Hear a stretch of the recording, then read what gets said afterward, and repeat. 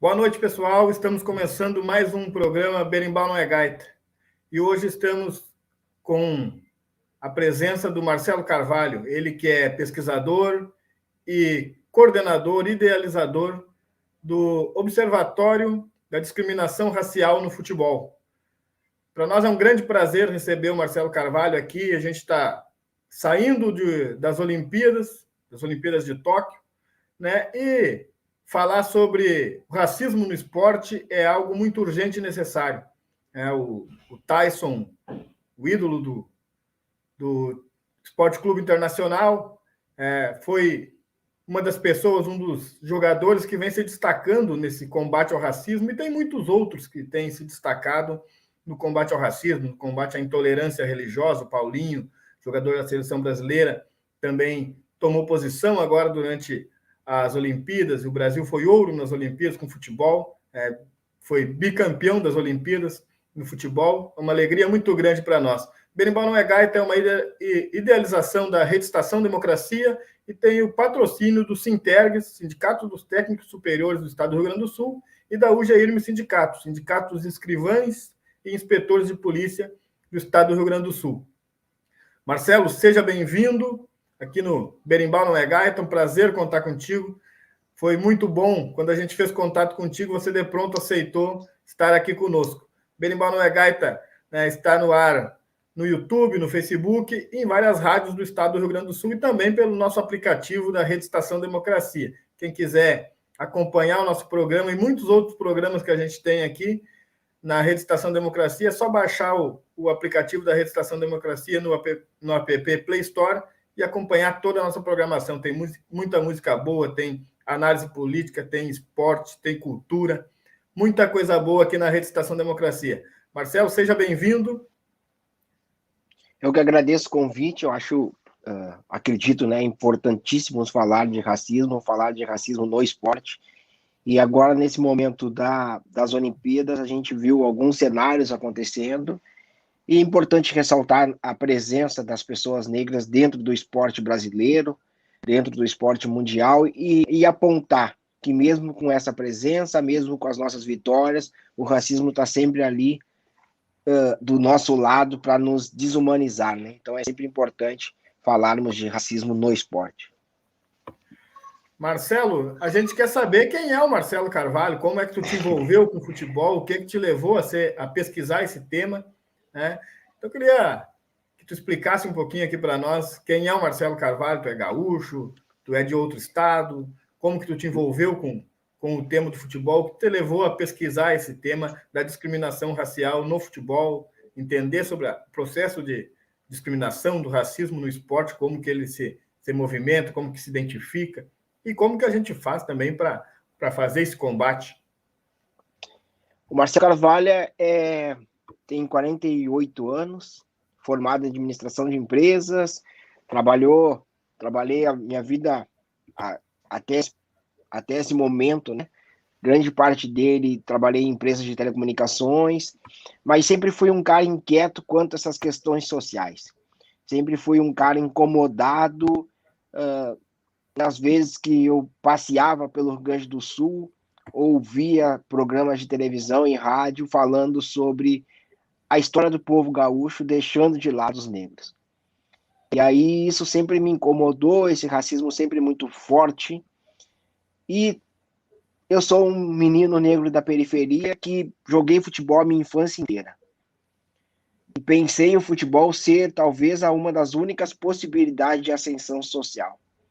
E aí a vida vai acontecendo, eu vou me formar técnico, vou trabalhar em outras áreas, não me torno jogador de futebol, mas a paixão pelo futebol continua.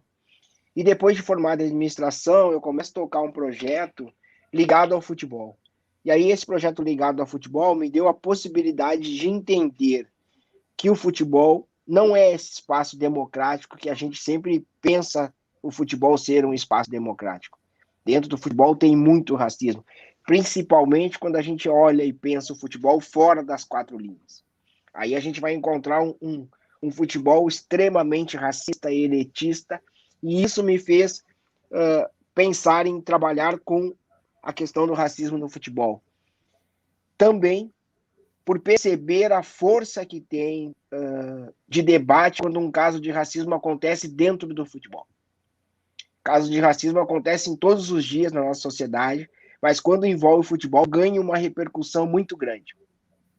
Ali em 2014, aqueles casos de racismo que aconteceram com o Márcio Chagas, o Tinga e o Arouca, no início do ano, levaram o Brasil a pensar a questão racial, principalmente porque era ano de Copa do Mundo, era ano que o mundo ia vir para o Brasil, e o Brasil sempre se vendeu como um país da democracia racial, e aí aqueles casos de racismo mexeram com a sociedade, mexeram com a estrutura do esporte, e o Brasil foi parar para pensar o futebol, e eu também. E aí eu fui pesquisar os casos de racismo que ocorrem no futebol brasileiro, que ocorriam, e o histórico desses casos, e principalmente o histórico de consequências com os envolvidos nos casos de racismo. E aí eu não encontrei essa informação. Ao não encontrar essa informação, eu resolvi criar um perfil chamado Observatório da Discriminação Racial no Futebol. Inicialmente era um perfil para ser um perfil no Twitter, mas o trabalho foi crescendo, e aí logo em seguida eu faço o convite para a Débora, que está até hoje trabalhando no Observatório, e aí ela monta o site, e o site foi pensado justamente para que a gente tenha um lugar onde a gente consiga colocar esses casos de racismo e que a gente tenha um banco de dados. Então o Observatório, a partir de 2014, no final de 2014, se torna esse ambiente que a gente consegue monitorar e acompanhar os casos de racismo no futebol brasileiro.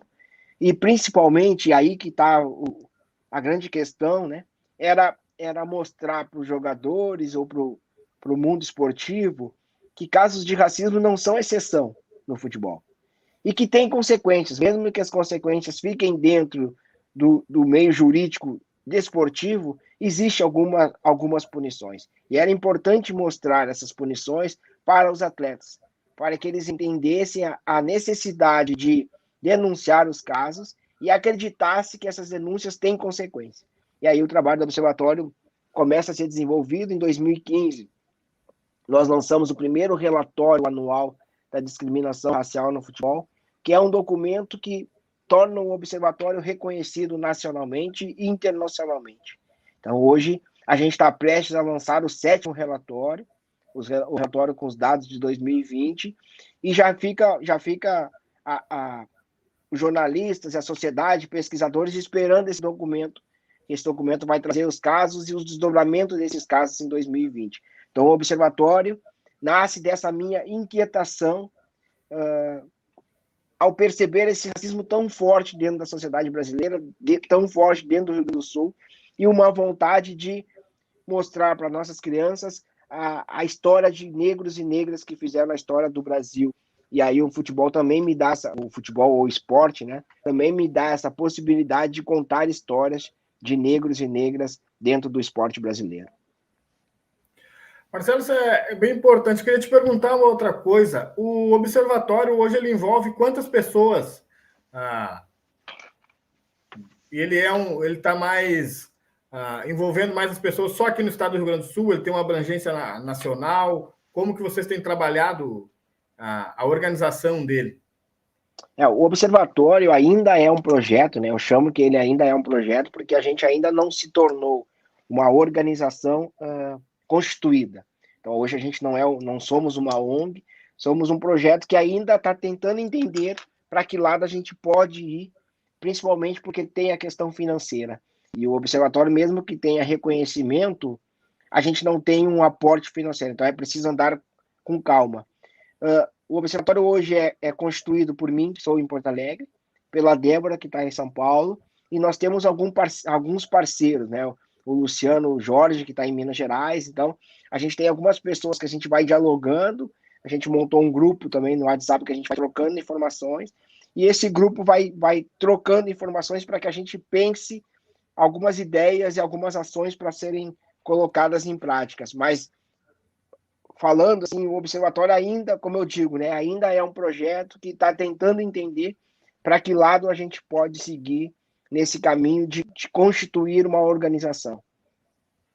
Entendido. Pessoal, curtam, compartilham, comente, mandem perguntas, que vocês mandar perguntas aqui, a gente vai dialogando com o Marcelo.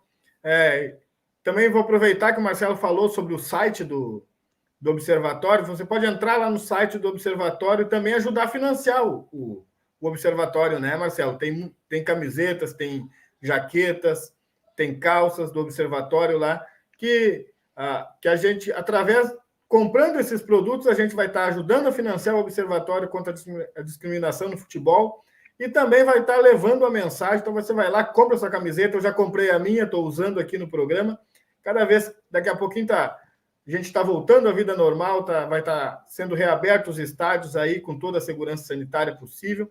E a gente vai poder estar de volta nas arquibancadas, lá vibrando com o nosso time do coração. E junto vamos estar levando a camiseta do Observatório, levando a mensagem contra o racismo no futebol e o racismo no esporte como um todo. Marcelo, queria aproveitar e te perguntar também, dizer o seguinte: você falou sobre a questão muito dos negros no futebol brasileiro, né? Mas eu lembro de um caso aqui de um pioneiro do futebol, um pioneiro do enfrentamento ao racismo e também ao enfrentamento às condições dos jogadores, porque tem os jogadores que chegam a uma condição de Série A, né, ou mesmo de Série B, são meia dúzia de jogadores, vamos dizer assim, num universo de milhares de profissionais do futebol, que era o Obdúlio Varela. O Obdúlio Varela é um jogador negro, que é um ícone, um ídolo da seleção uruguaia, vizinho nosso aqui também, e que foi pioneiro na organização sindical dos trabalhadores, né? Também tinha uma preocupação com a questão racial, guardada as proporções à época dele, né? Eu queria te perguntar, desta época para cá, o que você, como pesquisador do futebol, você tem sentido que evoluiu sobre a questão tanto do enfrentamento ao racismo, mas também das condições de trabalho e no universo do futebol? Primeiro eu quero reforçar, né, agradecer a tua deixa e reforçar para que as pessoas visitem o site do Observatório. Lá a gente traz não só notícias de racismo, mas a gente traz algumas histórias, e algumas histórias de personagens negros que fizeram história no esporte brasileiro, não só no futebol. Então a gente tem no site histórias, curiosidades, notícias. Convido todo mundo a visitar o site e a vestir a camisa do Observatório, né? A camisa do Observatório, ela gera essa possibilidade da gente ter um projeto sem tirar dinheiro do nosso próprio bolso. Então, comprem, vistam a camisa do torcedor antirracista. Falando do futebol, da história, é sempre importante a gente frisar que o futebol chega no Brasil extremamente racista e elitista, né? Eram 6 anos tinham se passado do fim da escravidão, quando o futebol chega no Brasil. Então, era esse espaço, e era um espaço que a elite queria usar para marcar território, né? Então não tinha presença de pessoas negras dentro desse espaço. E o futebol vai se transformando principalmente pelo talento de jogadores negros que foram entrando em alguns clubes e dando a possibilidade desses clubes ganharem torneios, ganharem campeonatos. A passagem a entrada do negro no futebol brasileiro ou mundial não é a passagem do racismo para o não racismo. Essa preocupação a sociedade nunca teve. A sociedade inseriu os negros no espaço do futebol muito em função da sua habilidade, da função da possibilidade de título e conquistas. Então, histórias como você contou, a gente vai encontrar muitas histórias de jogadores negros que lá atrás levantaram a voz contra o racismo, mas que de alguma forma foram silenciados. Silenciados porque a gente nunca estendeu esse debate. Esse debate está sendo muito feito agora, nesse momento, assim, de uns 5 anos para cá, a gente vem debatendo muito a presença do negro no futebol. E vem debatendo muito a questão racial no sentido de punir os envolvidos. Então, a gente ainda está trabalhando na questão de punição. A gente não está trabalhando nessa questão de inclusão, de diversidade. Porque se a gente olhar o futebol e tentar entender o que mudou, a gente vai ver uma forte presença de jogadores negros nos clubes. Mas essa presença está restrita às 4 linhas. A gente não vê pessoas negras, treinadores, nos grandes clubes. A gente não tem a presença de negros nos conselhos, numa quantidade razoável, é sempre 1 ou 2. A gente não tem a presença de negros nos cargos de comando dos grandes clubes, nas federações, na Confederação Brasileira de Futebol. Então, o cenário mudou pela presença de jogadores negros, mas ainda mostra que o racismo é muito forte, porque essa presença está restrita às 4 linhas. Agora, em 2021, nós começamos a debater cada vez mais a entrada ou a possibilidade de ter negros como treinadores, negros exercendo cargos de comando nos clubes, nas federações. Então, a mudança se deu desta forma, né? Da maior presença de jogadores negros, mas não se deu da forma que a gente gostaria que ocorresse, que é a presença de negros em todos esses espaços. Basta ver que a gente tem, na história da seleção brasileira, a gente teve apenas um treinador, que na verdade não foi um treinador da seleção brasileira. O Gentil Cardoso ocupou o cargo temporário. Então a gente nunca teve na história da seleção brasileira um treinador negro. Didi, um treinador negro, brasileiro, foi para a Copa do Mundo como treinador da seleção peruana. Então isso mostra o tamanho do racismo que a gente tem no futebol. E isso também, né, tem um paralelo com a pergunta que você me fez das mudanças que houveram no futebol, quando o futebol chega no Brasil até os dias de hoje. Marcelo, nós estamos chegando aqui aos 20 minutos do programa e a gente vai fazer um pequeno intervalo aqui porque o Lauro Almeida vai comentar um pouco sobre a conjuntura política. E já já a gente volta aqui para falar um pouco mais sobre racismo no futebol brasileiro. Um grande abraço para o Renan da Silva, para o Guto Gutierrez, para a Rosa Helena, que está aqui comentando, para o Eduardo Sec. Pessoal, curtam, comentem, compartilhem. Vamos promover esse instrumento que nós estamos criando aqui, estamos solidificando, que é o Berimbau Não é Gaita. Um instrumento potente de difusão, promoção e afirmação da cultura negra. A gente já volta aqui.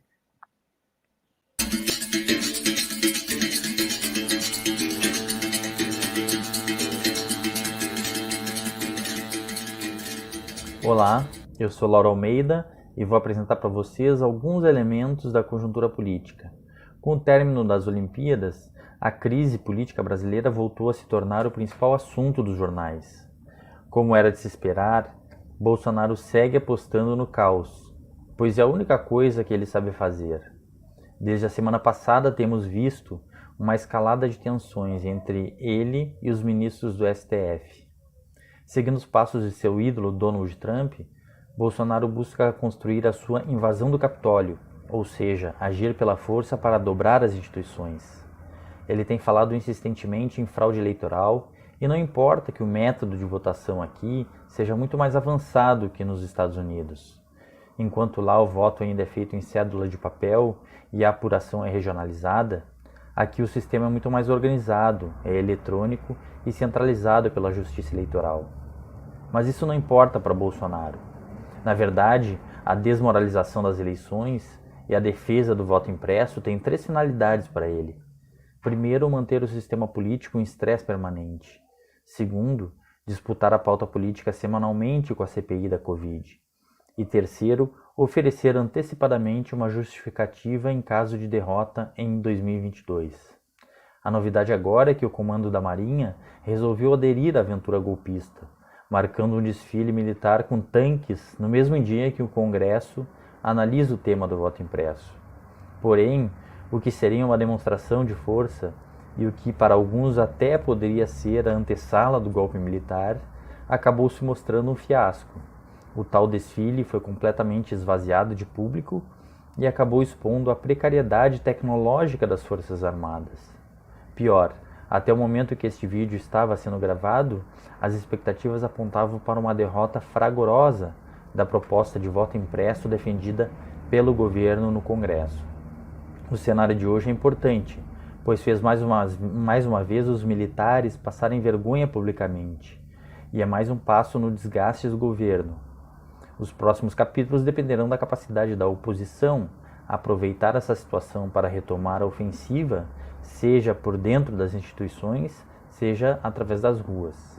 Bem, vamos acompanhar para ver os desdobramentos desses acontecimentos nos próximos dias. Obrigado.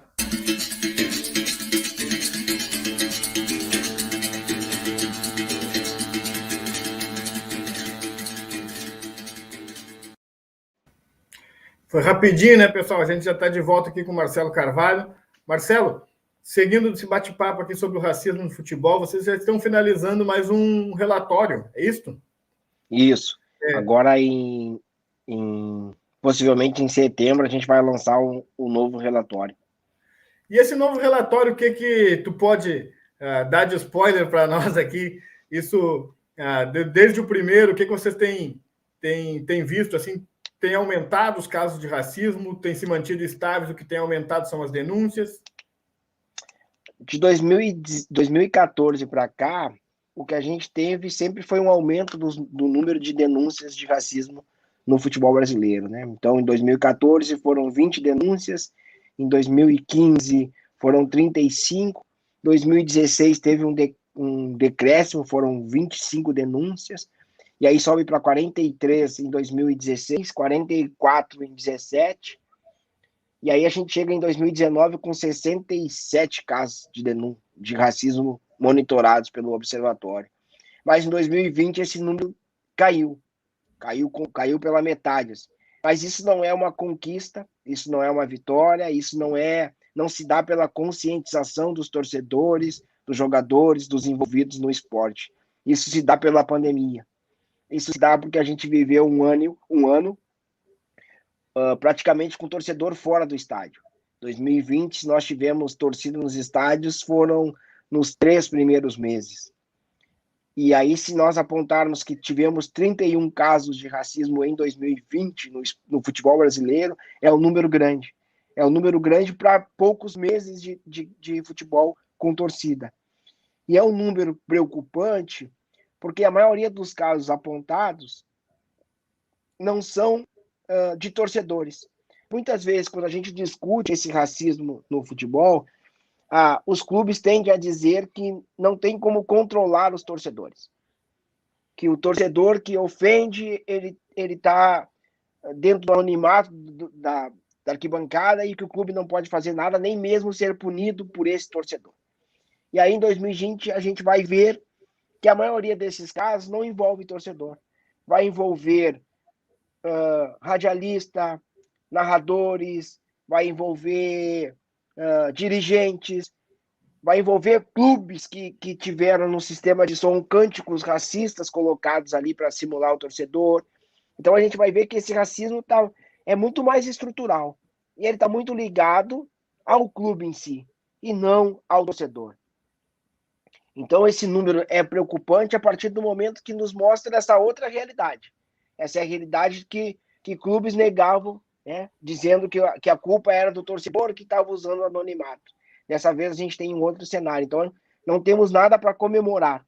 A gente poderia comemorar que os casos caíram pela metade, mas não podemos comemorar, porque 31 casos com estádio praticamente fechados, né, e sendo casos que envolvem outras situações, a gente não deve comemorar. A gente deve ficar preocupado e a gente deve repensar o que é necessário para combater o racismo de fato dentro do esporte brasileiro. O que tem sido feito até agora não tem dado resultado nenhum. Preciso reeducar, né? Preciso reeducar a sociedade, para tu reeducar as torcidas, tem que fazer uma reeducação da sociedade, são novos paradigmas de convivência. Mas reeducar o torcedor passa principalmente por ocupar espaço nos clubes de futebol. Passa pelos clubes entenderem a necessidade de levantar a pauta do racismo. Não basta uma ação ali em novembro, uma ação em maio nas redes sociais ou uma placa girando em torno do estádio. É preciso, de fato, envolver os torcedores, os conselheiros, os associados, trazendo o debate para dentro dos clubes de futebol. E isso a gente não tem percebido. A gente tem percebido uma maior movimentação, digamos assim, dos clubes em falar de racismo, principalmente em algumas datas chaves, né, que é novembro e maio, mas essa levar o debate para dentro dos clubes de fato, a gente não tem percebido essa mudança. E eu sou uma das pessoas que digo que a punição não é o único caminho. O caminho é esse que a gente está falando agora, que é reeducar. Mas com o momento que a gente vive do aumento do discurso de ódio, muito por conta de quem está no poder, não só no Brasil, como em outros lugares do mundo, e esse discurso de ódio está fazendo com que a sociedade, aqueles racistas, se sintam à vontade também para expressar o seu racismo, o seu preconceito. As pessoas parecem que perderam a vergonha de serem preconceituosas. E isso tem reflexo no futebol. Então a gente precisa, nesse primeiro momento, punir os envolvidos e, claro, trabalhar em paralelo a questão de educação, a questão de conscientização. Um grande abraço, Jânio Duarte. Quero pedir também para o pessoal que está nos acompanhando aqui, que vai lá no Instagram, vai lá no Facebook, no Twitter, curta as redes do Berimbau Não é Gaita, curta as redes da Rede Estação Democracia e curtam também as redes do Observatório da Discriminação Racial no Futebol, curtam as redes do Marcelo Carvalho, ali vamos fazer uma grande rede de engajamento, para que a gente possa fazer esse combate nas ruas, nas redes, nos tribunais, em todos os espaços possíveis. Marcelo, as Olimpíadas que a gente assistiu agora até o último final de semana, elas mantiveram o tema da discriminação e do racismo em evidência. Teve aquele caso do treinador alemão ali, que foi o caso que teve maior repercussão, mas a gente sabe que também não foi o único, né? O que mostra que isso não é uma exclusividade do futebol, né? O racismo talvez se evidencie mais no futebol, porque é onde tem mais atletas negros, como você falou aqui no primeiro bloco, né? Mas isso não é uma exclusividade do futebol. Então a gente precisa ter um olhar mais amplo, mais universal sobre o tema, para que a gente também consiga ter uma ação mais efetiva, correto? Correto.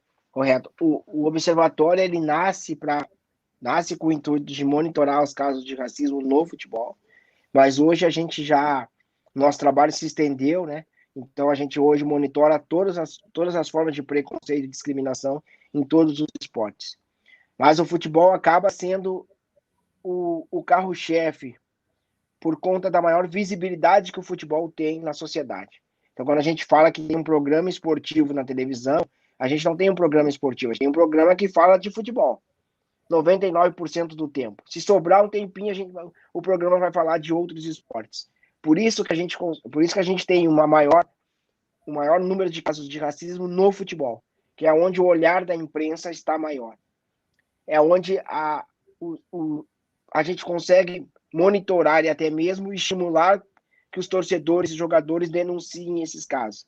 Se a gente vai sair do futebol para outros esportes, os atletas ainda têm um pouco de receio ainda maior do que os atletas do futebol em denunciar esses casos.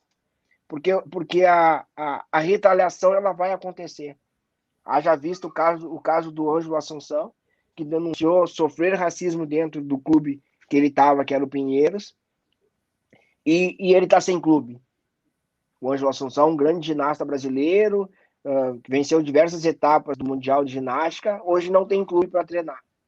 Então a gente precisa entender esse cenário para que a gente não fique cobrando posicionamento de atletas negros. Que a gente entenda que a gente precisa formar uma rede de acolhimento e proteção para que esses atletas não sofram uma pesada retaliação.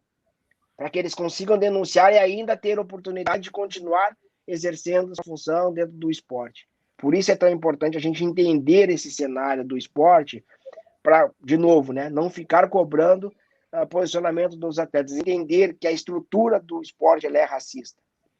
Se a gente olhar para a NBA, o que aconteceu em 2020 lá, que foi o posicionamento dos atletas, não só na NBA, mas na NFL, a gente vai ver que as ligas estavam ao lado dos atletas. E a gente não tem as ligas aqui no Brasil ao lado dos atletas. Então, certamente, os atletas vão sofrer represália, vão sofrer o apagamento histórico que a gente acompanha desde sempre na história do futebol brasileiro, né? Aqueles jogadores que se posicionaram, que lutaram contra o sistema, acabam perdendo suas possibilidades dentro do esporte. Um exemplo a gente pode usar o próprio Alex, né? Todo mundo que gosta de futebol, se faz uma seleção, coloca o Alex entre um dos melhores camisas 10 brasileiros. O Alex sempre foi um dos caras mais posicionados da década de 90, a final da década de 90 e início do século 21, hein? E teve pouquíssimas oportunidades na seleção brasileira quando tinha condições de disputar a titularidade, inclusive, né, Marcelo? A gente vai pegar o caso do Alex, vai pegar o caso do Reinaldo lá em 78, na Copa do Mundo, que se posicionou, acabou indo para a reserva da seleção brasileira, com o general indo até a Argentina, porque tinha avisado o Reinaldo na saída do Brasil, que disse, né, ali na saída que você joga a bola, moleque, e da história da política cuido eu. E aí foi até a Argentina para tirar o Reinaldo do time titular da seleção brasileira. A gente pode botar nessa conta Aranha, pode botar nessa conta o gaúcho Márcio Chagas, pode botar nessa conta o Gentil Cardoso e outros tantos atletas que sofreram represália, ou que tiveram que abandonar o esporte, ou tiveram suas carreiras abreviadas. Porque é isso, porque as portas se fecham e esse atleta não tem mais possibilidade de estar atuando num grande clube. E assim é a história do racismo no futebol brasileiro. Por isso a gente precisa entender, por isso a gente precisa não cobrar posicionamento dos atletas, a gente precisa cobrar posicionamento dos clubes e das federações, das entidades esportivas. Mas mesmo tendo esse entendimento que a gente precisa cobrar o posicionamento dos clubes, que os clubes têm uma posição efetiva e que adotem medidas também políticas internas, né, para coibir e também para combater o racismo, né, em campo, na torcida, nas torcidas organizadas e tal, né? Isso já entra um pouquinho dentro da próxima pergunta que eu quero te fazer. E por tudo que você veio falando antes, então, a gente já pôde perceber aqui nesse bate-papo com o Marcelo que o racismo no futebol e gente que se posicionou contra sempre teve. Ou seja, é aquela máxima, né, Marcelo? Onde tiver opressão, vai ter resistência, né? Em qualquer espaço. Isso daí é da dinâmica da vida humana, inclusive, né? Mas os últimos tempos, né, especialmente nos últimos 5 anos, eu acho, assim que eu acompanho. Eu acompanho o futebol, mas não é que eu gosto tanto do futebol, eu gosto do internacional, né? Eu acompanho o futebol através do internacional. Eu gosto mesmo é do boxe. Mas aumentou as denúncias, né? Por parte dos jogadores, especialmente, né? O que tu acha que levou a isso? É uma geração nova que tem uma mente mais aberta, tem menos medo, né? Tem mais liberdade? O que levou a isso? Primeiro só um comentário. Você falou que gosta de boxe, né? Isso. Eu acabei de trocar umas mensagens com o Servílio de Oliveira, grande boxeador, e que essa semana teve uma grande vitória, né? Que foi vencer na justiça o Sérgio Camargo, da Fundação Palmares, que tinha tirado o nome dele, dos homenageados da Fundação, e ele venceu na justiça para ser reconduzido. E aí, agora, detalhe, a gente trocou umas palavrinhas. Para mim foi uma honra ter conversado com ele, porque é isso, né? Como você disse, se houver opressão, a gente vai tá resistindo. E é importante demais essas manifestações. Já vou te deixar um compromisso aí de tentar marcar uma agenda do berimbau com esse camarada aí. Fantástico, fantástico. O post dele nas redes sociais falando da história dele, dessa luta dele contra a Fundação Palmares, rendeu muito. E não é que tenha sido um post muito compartilhado e muito retuitado. Não, a questão foi que muitos jornalistas e muitas personalidades conversaram com essa publicação, né? Falando da importância dele, falando da história, da representatividade, da importância dele na luta, da importância dele para o Brasil, né? Para o esporte brasileiro. Isso é importante demais. Foi por isso que eu fiz contato com ele, para ele ver todo esse carinho que ele recebeu das pessoas nas redes sociais. Trazendo isso para o cenário atual dos jogadores de futebol, eu acho que a gente tem muito mais denúncias. A gente não tem muito posicionamento dos atletas. O que a gente está percebendo é o maior número de denúncias. A partir do momento que a gente começa a trazer essa pauta cada vez mais para dentro da sociedade, trazer cada vez mais essa pauta para dentro da imprensa esportiva, a imprensa esportiva começa a ter um outro olhar sobre essas denúncias. Se antigamente o jornalista dizia, isso faz parte do futebol, isso é bobagem, futebol é isso aí mesmo, hoje a imprensa já não se cala quando tem um caso de racismo, ela vai investigar esses casos, ela vai noticiar esses casos, e isso está fazendo com que atletas que sofram racismo, eles denunciem. Então, o cenário que a gente percebeu de mudança é o maior aumento das denúncias de racismo por parte dos atletas, dos torcedores também, mas principalmente dos atletas que não estão mais aceitando calado sofrer ofensas dentro do campo ou fora do campo. O que a gente não tem ainda é o maior posicionamento dos atletas. É falar de racismo não só quando ele foi insultado, mas também é importante ressaltar que por mais que a gente não tenha um crescimento muito grande de posicionamento, a gente tem uma turma de jovens atletas que estão se posicionando. Entre eles, tem o Paulinho e tem o Richardson, que estavam na seleção olímpica, tem o Gregor de Bahia, tem o Jean-Pierre do Grêmio, que também se manifestou diversas vezes sobre a questão racial, Tyson agora no último jogo do Inter contra o Flamengo, o Patrick com gesto do Pantera Negra. Então a gente está vendo surgir uma geração de jovens que estão trazendo essa pauta para o debate, seja com gesto, seja com palavras, seja com publicações nas redes sociais. Eu acho que o que o Paulinho fez agora nas Olimpíadas é de fato um marco, que é não só falar de racismo, mas falar do racismo religioso, enfrentar essa onda intolerante contra religiões de matriz africana. Precisa ter muita coragem, e isso o Paulinho fez, e isso é importante demais, porque vai fazer com que outros atletas também se posicionem. Então, a gente precisa olhar o copo meio cheio, né? Se o copo está ali, a gente precisa ver o copo meio cheio, que é, de fato, alguns jovens falando mais de racismo, de violência policial, da violência dentro da comunidade, porque esses jovens, eu acho que estão mais conectados com o seu antigo bairro. O Paulinho, por exemplo, está na Alemanha, mas continua ali através do telefone, né, do smartphone, entrando em contato com aquela geração que cresceu com ele, que continua lá no mesmo lugar, sofrendo a violência policial, sofrendo o racismo. Eu acho que isso está mudando. Esse olhar dos atletas está fazendo com que eles ainda continuem conectados com o seu passado e falando e denunciando essa realidade. Então, isso é importante demais, porque a gente vê as coisas acontecendo a partir do momento que um atleta fala sobre algumas situações. A gente viu isso acontecer na Inglaterra, por exemplo, com Rashford, que no momento de pandemia, onde as crianças não iriam receber alimentação, ele foi lá, lutou, denunciou e o tema foi levado para o Congresso inglês e as crianças continuaram recebendo alimentação durante a pandemia. Então, a força que os jogadores de futebol têm na sociedade, ela precisa ser usada para essas pautas sociais, para essas pautas humanitárias. E parece que a gente está vendo uma nova geração surgindo, falando cada vez mais sobre essas questões sociais e humanitárias. Nós vamos fazer um pequeno intervalinho aqui, porque a Cristina Rosa vai nos apresentar um amigo do povo muito especial, que é o Walter Sisulu. Vocês sabem, pessoal, que todos os grandes vultos da história, por mais que eles passem para a história como se eles fossem seres extraordinários, realmente o são, porque marcaram uma época, né?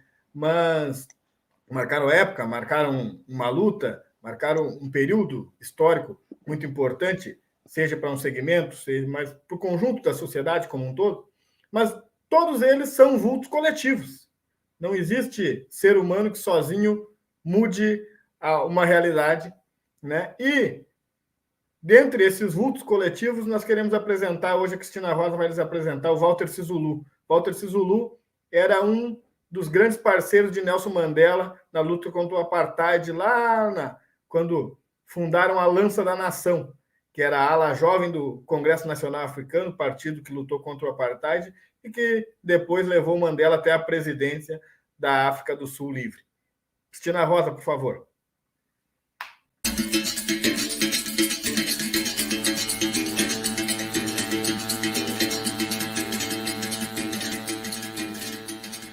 sou Cristina Rosa e apresento o quadro Amiga do Povo no programa Berimbau Não é Gaita, Rede Estação Democracia. E hoje nosso amigo do povo é Walter Sisulu, ex-vice-presidente do Partido do Congresso Nacional Africano. Se é para ter consciência antirracista, vamos uma história sobre Walter Sisulu. Era um garoto camponês que cresceu para se tornar vice-presidente do Partido Congresso Nacional Africano, CNA, e uma das maiores influências na política do país. Sua firme crença numa filosofia não racista, num tempo que os ativistas negros tinham uma visão diferente, foi decisiva na construção das diretrizes políticas e filosóficas do partido.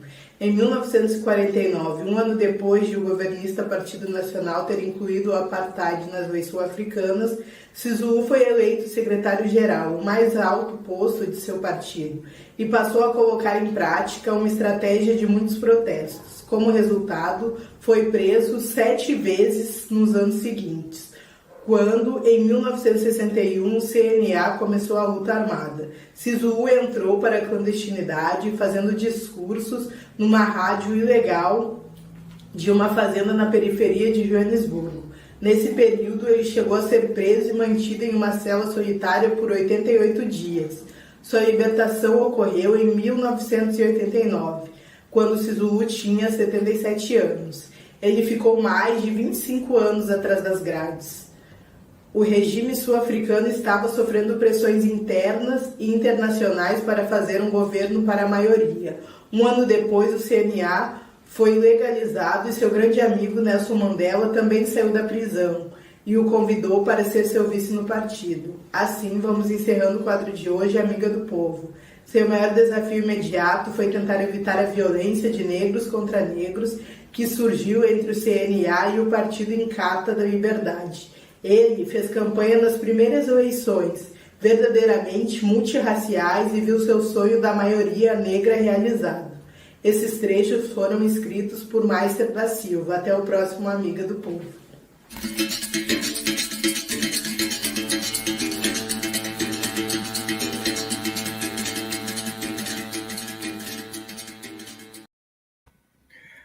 Estamos de volta com Marcelo Carvalho, coordenador e idealizador do Observatório da Discriminação Racial no Futebol. Um abraço para Lilian Carini, para a Karine, está sempre acompanhando aqui o nosso programa, ela e a família dela. Um abraço também para a Vera Venturini, que estava comentando aqui antes, compartilha sempre nosso programa, comenta, né?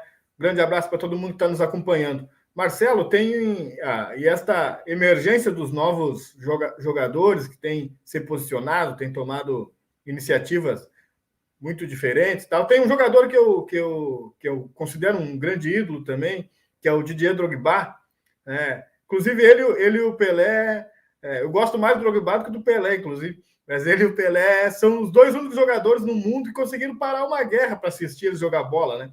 É um negócio fantástico, mas ele tem um compromisso social muito grande também com o continente africano, com o seu país, mas eu não quero falar do Drogba, porque eu trouxe ele aqui pela força que veio aqui, eu lembrei do Drogba, pelo que você estava falando antes. Mas teve essa emergência dos novos jogadores, teve desfechos muito inusitados, né? Você estava falando do Rashford na Inglaterra, né? Os casos de racismo que aconteceram com jogadores na Liga Inglesa ou na Champions, eu não estou bem lembrado ali, inclusive fez alguns deles, né, que como estavam dentro da idade ali de não ter feito tantos jogos pela seleção inglesa, optarem por defender, né, os países, não seus países de origem, alguns, se eu não me engano, mas eram filhos de pessoas que vieram da África, né, desistiram de defender as cores da seleção inglesa e optaram por defender as cores da seleção, acho que de Gana, e tinha algum outro país ali que eu não estou bem lembrado, que eu li alguma coisa há uns 15 dias atrás, aí, que eu achei algo muito inusitado, porque na última Copa, vamos pegar o caso da França, se a gente fosse olhar para o conjunto do time francês, mais de 50% dos jogadores que estavam em campo defendendo as cores da França, né, se fosse uma obrigação defender as cores do seu país de origem, estariam defendendo times, né, do continente africano, não estariam defendendo a camisa as cores da seleção francesa, né? Isto são questões muito inusitadas que vêm acontecendo. Eu acho um fenômeno, inclusive, bom, né? Porque pode ter um reposicionamento, né, do futebol a nível mundial. Não sei o que tu acha sobre isso. Sobre isso tem uma frase muito interessante do Lukaku, eu acho que é do Lukaku, que ele diz que quando ele tá bem, ele é belga. Quando ele não tá bem, ele é congolês. Ele é um imigrante dentro daquele país, né? Então, esse cenário ele tá posto. Ele é um imigrante, enfim, né? Mas esse cenário ele tá posto dentro do futebol europeu, principalmente, que é onde tem uma presença maior de imigrantes. E como você ressaltou, esses atletas já são da geração que nasceram nesses países, né? Então, quando a gente fala muito da França, a maioria dos jogadores já nasceu na França, não são imigrantes, mas os franceses lembram sempre da origem deles depois de uma derrota. Isso é o racismo ali muito presente. Trazendo para a Inglaterra, a gente teve agora na final da Euro, que os 3 meninos, né, porque são jovens mesmo, que erraram os pênaltis, eram negros. E ali a gente tem uma falta de percepção do treinador, de entendimento da questão racial ou da violência racial muito forte. O treinador da Inglaterra é um homem branco, mas um homem branco que antes da Euro se posicionou diversas vezes contra o racismo ao lado dos jogadores negros, mas naquela escolha dos batedores de pênalti, principalmente da ordem dos batedores, ele foi de uma infelicidade muito grande, porque ele jogou a responsabilidade para cima dos jovens ingleses, principalmente do Saka, que foi o que bateu o último pênalti, que é muito novo. Mas a gente olhar esse caso da Inglaterra, ele nos traz uma reflexão muito importante. A gente teve essa violência contra esses atletas, a extrema-direita tentando usar o fato para bater em todas as pessoas negras inglesas, não só jogadores de futebol. Então teve todo um discurso de ódio em cima dos negros que vivem na Inglaterra. Mas a gente teve, de um outro lado, uma sociedade que se mobilizou para acolher e apoiar esses atletas. A gente teve todo um trabalho da Federação Inglesa, da Liga Inglesa, uma pressão muito grande em cima das redes sociais, Twitter, Instagram e Facebook, para que essas redes consigam identificar os agressores, punir os agressores e, principalmente, né, não deixar que essas mensagens racistas, elas permaneçam nas redes sociais. Então, a Inglaterra está nos dando um exemplo muito grande de como trabalhar essa questão racial dentro das redes e dentro da sociedade. Aqui no Brasil, quando a gente tem um caso de racismo, quando é um caso de racismo que envolva um grande clube ou um grande atleta, a gente tem uma repercussão muito grande. Mas essa repercussão fica muito atrelada à notícia. A gente não tem desdobramento desses casos. Eu acho que o último grande caso que envolveu... Último grande caso, não, né? Eu não gosto dessa expressão, mas o caso que envolveu um atleta de um grande clube foi, eu acho que no jogo do Flamengo e Bahia, com o Gerson, e a gente não tirou lição nenhuma daquele caso. Ninguém foi punido, porque a Justiça Desportiva disse que não tinha elementos para punir, o Ministério Público disse que não tinha elementos para abrir um processo contra o Índio Ramírez, mas a gente não tirou lição nenhuma dali, porque ali tinham várias lições para serem tiradas. Primeiro, se a gente quer que a denúncia seja o principal elemento, a gente precisa ouvir quem denunciou. E ali o Gerson não é que ele não tenha sido ouvido, mas a importância da voz dele não foi o suficiente para o processo andar dentro da justiça. A gente tem a fala do Mano Menezes, atribuindo ao Gerson a malandragem, tão atribuída às pessoas negras, né, ao homem negro, e a gente não tirou lições daquilo ali. Então a gente precisa olhar para esses países, principalmente olhar para a Inglaterra, e entender o que está sendo feito lá para também trazer para o Brasil. Num primeiro momento, as pessoas dizem, mas a Inglaterra tem um marketing muito bom em cima da questão do racismo no futebol. E eu sempre digo, cara, por mais que seja marketing, são ações contundentes e ações que duram por muito tempo. No Brasil, as ações são muito restritas. E agora o futebol inglês está nos mostrando a força que os jogadores negros têm. Acabou de sair uma notícia agora dizendo que as federações, porque lá tem a federação inglesa, mas tem várias ligas que comandam o futebol, todas elas se uniram, ouviram os atletas, e toda vez que um caso de racismo acontecer e que o agressor for identificado, ele será banido de ir ao estádio de futebol. Seja a agressão dentro do estádio, seja ela nas redes sociais. E a pressão em cima das redes, né, do Twitter, por exemplo, foi gigantesca, porque a Liga montou um grupo, e esse grupo conseguiu monitorar, através de palavras-chave, agressões racistas. E aí esse grupo levou para o Twitter essa informação e disse, se nós conseguimos monitorar esses casos, como vocês não conseguem? Como vocês deixam essas palavras de ódio, essas palavras racistas, permanecerem nas redes? E aí agora está sendo feito todo um trabalho em cima das redes sociais para que elas não permitam que essas postagens sejam feitas, não permitam que essas postagens fiquem nas redes sociais e, principalmente, para que essas pessoas sejam identificadas. Então, a Europa nos mostra o pior e o melhor. Nos mostra o pior, que é isso que você falou, né? Que é essa questão da não aceitação do negro, da não aceitação do negro imigrante, mas também nos mostra o melhor, que é como agir em casos de racismo. E a gente também precisa ter todo um cuidado quando a gente olha para a Europa, para não dizer que lá o racismo é mais pesado do que aqui, ou que lá acontecem mais casos de racismo. Porque o futebol brasileiro, como eu disse anteriormente, aceitou a presença dos jogadores negros muito em função das possibilidades de vitórias e conquistas, que essa aceitação não foi a passagem do racismo para o não racismo, e principalmente lembrar que toda vez que um jogador negro erra, ou que um suposto erro é atribuído a esse jogador negro, ele é desumanizado. Ou seja, o futebol brasileiro ainda não aceitou a presença de jogadores negros, apenas os tolera. Apenas os tolera pela possibilidade de vitórias e conquistas. Marcelo, a gente está chegando para o final aqui. Gostaria que tu deixasse uma mensagem, né, o que você pensa que tem que ser feito, né?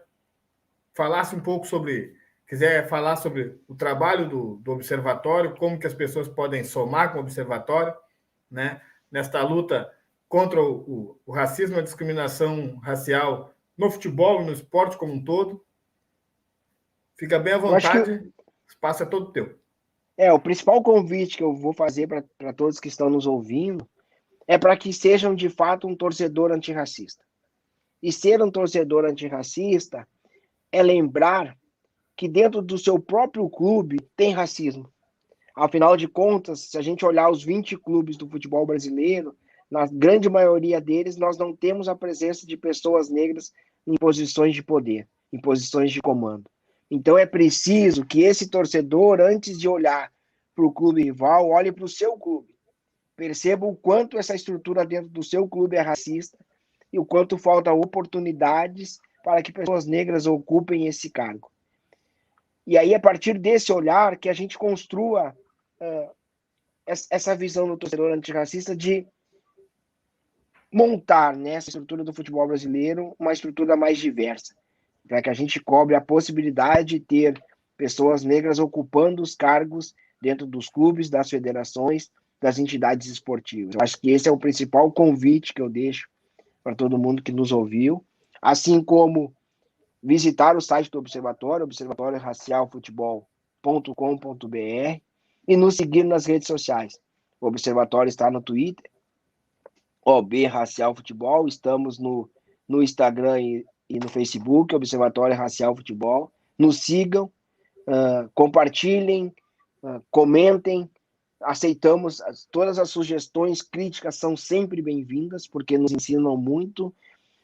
E é isso, né? E sempre lembrando que o observatório não existe para acabar com o racismo no futebol. Nós não teríamos como fazer isso.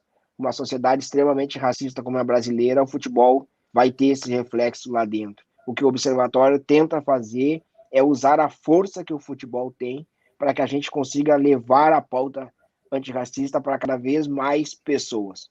Utilizar a potência e a força que o futebol tem é conseguir chegar com o tema dentro de vários setores da sociedade. Sejam setores muito diversos, seja na questão econômica como outras questões. O futebol nos dá essa possibilidade de chegar em lugares que muitas vezes a gente não chega quando a gente faz eventos, reuniões, debates da pauta antirracista, da pauta humanitária.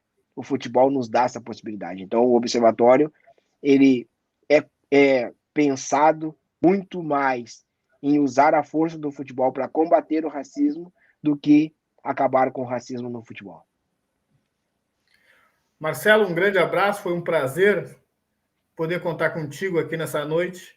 Né? Um grande abraço para cada uma que tem nos acompanhado todas as terças-feiras, às 20 horas, aqui nas redes da Rede Estação Democracia e também pelas ondas do rádio.